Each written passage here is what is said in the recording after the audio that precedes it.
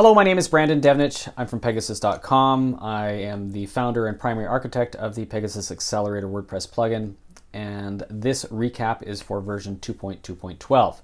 So this week we focused primarily on, again, just like previous weeks, the installation routine, really trying to button down any potential reason why the installation routine would hang. We're having great success. We're seeing higher non-hang rates, and so we're pretty excited about that, but we did find a couple more reasons this week, unbelievably.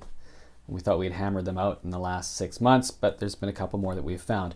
So I'm going to run through what we've done. So this week, to improve the installation routine, in the event that there is a hung installation, basically it gets stuck at, I think it's 93% or 97%. Basically, it's an arbitrary number that says it's not moving any farther. What we've now done is there's a link that says contact the support department.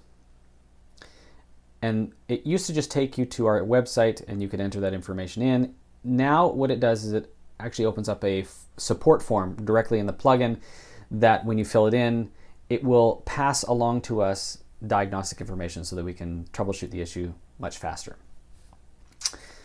What we've also done now is we are now testing for a bad SSL certificate or TLS certificate, or however you want to call it, a security certificate. There are situations where the security certificate is not valid when possibly viewing the web page if you are using HTTPS, and we want to catch that. It's important for a couple reasons. First of all, our installations will hang if that's the case. If it hangs, we want to be able to make sure we catch that, but also we're trying to catch it before it happens. Also, if your security certificate is not entirely valid and you don't know about it, we want to make sure you do. So we provide a couple links to a couple third-party services that can read everything that's going wrong with the certificate so that you can take that information and provide it to your web host to say, can you fix this, please? Okay. So we've done that. We've also added a test for a non-existent htaccess file on an Apache server. Now, Apache is the most prevalent web server that WordPress runs on. And the other servers being Lightspeed and Windows, typically we tend not to have to search for this. But in the Apache world, we want to make sure that the .htaccess file exists. And if it doesn't exist, but permalinks are enabled, because we do also require permalinks being enabled for this plugin to operate properly. If the permalinks are enabled, but the .htaccess file for some reason is not there. Again, this is a strange, unique situation that we've only seen just once, but we wanted to make sure that we covered it not just for this one person, but for anybody in the future. That is sometimes when WordPress installations are set up through a cPanel scenario, it will initialize the WordPress system, but maybe not create the .htaccess file. So what we are now doing is we are testing for that. And if we find that there is no .htaccess file like we require, then we will ask the WordPress system to please create it. And if it can't, then to throw up a little warning message saying something's going on, please contact our support department. The last thing to do with the installation routine, now this is a little bit strange. When we first started with having Pegasaas on larger websites, we were finding that the memory was not adequate once we started throwing optimizations into the queue. And this typically happened on inferior web hosting. The performance web hosting that's out there, never a problem. It's the inferior web hosting. And so for every PHP instance, there's a memory limit. 4 megabytes, 8 megabytes, 32 megabytes, 64 megabytes, 128 megabytes, 256, 512. We figured that would, I've never seen a web hosting environment that allocated more than 512. And this is the one situation we saw this week, is where there was a gigabyte of RAM allocated for PHP, each PHP process. And I thought that was that's very generous. But we had never tested that particular memory limit, because what we do is we ask PHP to say how much memory has been allocated. It says 1 M, so we have to convert 1 M to the number of bytes used. or 16M, and we do a little bit of math. Well, we never got to the 1G for testing, 1 gigabyte. And so what was happening is that it actually recorded the amount of memory available as 0 because we hadn't done our math for it. We hadn't allocated for a gigabyte of RAM, which is pretty excessive, but happy that somebody's got that sort of installation running. So it would hang. The installation was hanging. Again, very unique. Never seen it before, but we want to catch this, right? So we've now done the math for the gigabyte scenario, and I said we're also going to do it for the terabyte. Although I don't know that there are any web servers out there running terabytes of RAM. I don't want to come back to the same problem in 10 years' time when somebody says I'm running version 2.2.12 and we haven't covered terabytes. So that's now operational. Moving on to image optimization. So we added support for a situation where somebody initially set up their WordPress site using a ~user directory installation and then later changed to a full domain name. Usually in those web hosting environments, they will remember that what the user directory is and be able to map to it. Unfortunately, when we were trying to fetch the original images for optimization, that folder actually does not exist on the actual file server, even though there's an alias set up with the web server environment to be able to properly map it for web requests. For actual file requests, it doesn't exist. We hadn't encountered this before, so we just added handling to properly map the path so that we could grab the image and then apply our optimizations to them. We also had a situation just today, which we quickly snuck in the patch, where somebody was using the IntersectionObserver system in JavaScript to detect the position of items within the page, whether or not they are within the view, and that particular code was conflicting with our code that also uses IntersectionObserver for the lazy loading of images.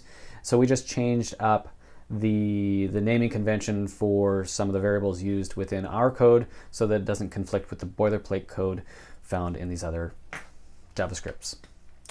Moving on to the last section of changes that we did this week, caching. So we came across a situation where our caching was a little bit aggressive. So when somebody submitted a page via post, like you have a form, you hit post, some of the data that was being posted that would change the page, so to speak, make the page more dynamic, that dynamic page in very rare situations was being cached. We've now resolved that situation, so we're not caching or optimizing pages on a post request. So that's good news there. Also, we have this brand new feature called dynamic URLs, or URLs as some people call them. It's a GIF thing.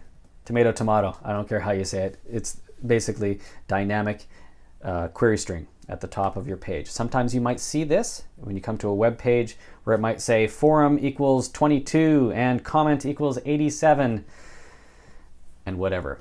In situations like that, you want to enable this feature. By default now we have disabled dynamic URLs as this new feature is coming in. It's disabled, but you can enable it. Now the reason that we are disabling by default is very important. Many query string arguments that are submitted through to a web page actually have nothing to do with the dynamic rendering of the page. What they often have to do with is tracking, such as campaign tracking, source tracking, pay-per-click tracking. And you really want to make sure that those arguments are passed through to the analytics software on the underside. Now, they were being passed through in previous versions, but the page wasn't fully optimized. So we wanted to take advantage of the optimized page cache and get the page loading as fast as possible. So we had to build this system that said, okay, by default, dynamic URLs bypass of cache is disabled. That's what this feature is really all about. So we can render the page extremely fast and still pass that tracking information along to the appropriate analytics so that we can track conversion rates for any pay-per-click or any other tracking or campaigns that you're trying to track. Okay, but you can enable this, and you can absolutely enable this and still have your cake and eat it too, so to speak. So you can enable dynamic URLs. Say you have a forum, or you have, I think, events calendar by Modern Tribe uses query string arguments as well.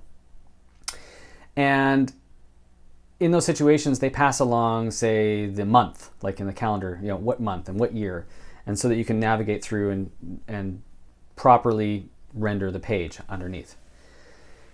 And so you can enable dynamic URLs and still use the tracking, because we have some bypass overrides. So by default, we say you're always going to bypass this feature, although you can unbypass it. It's kind of technical in it, but the default settings should be adequate. But if you really want to dig down and go into it in more detail, it's there. But UTM source, UTM campaign, UTM, oh, there's a bunch of UTMs. Those and Google Click ID, keywords, those sort of things would not trigger the bypass of the cache. So if you have only those items in there, then you're still going to get a very fast page load. Otherwise, if somebody's requesting a very specific calendar month and day, that will not be optimized, nor should it really be cached or optimized, because those sort of things would be updated on a regular basis. But we wanted to make sure that the page load time for pay-per-click, somebody coming from pay-per-click, you want to make sure that that page is loading extremely fast. You want it optimized. You want the images all optimized. You want it, you know, because you want to be able to capture that visit so that they don't bounce. Because the longer the page load takes, and this is really one of the things about web performance optimization, is that you want to reduce the load time so that you're going to reduce your bounce rate. Because the higher the load time, so say your page takes 10 seconds to load, you're going to get a certain percentage of drop-off for every second of load time above 3 seconds usually. Usually 3 seconds is safe for fully loaded. A lot of investigation going into this, a lot of different tests that have run on this. Not so much tests on the mobile aspect of things, but there's more and more people using the mobile devices for online shopping and you know, clicking on links, and that it is a major concern that we make sure that the page load time is as fast as possible. And that's what this plugin really is all about. Anyway, so that covers what we worked on this week. I hope you find that informative. If you have any questions, please, by all means, let us know here. If you have any ideas for features, if you run into any problems, please contact us. We are very responsive in trying to resolve any issues that come in, and we will let you know if the plugin is not going to work for you. We want it to work for everybody, but there are situations where the environment just is not, we haven't quite gotten there yet, but for most situations, it should operate really quite well. Anyways, thanks so much. We'll talk to you again next week. Bye-bye.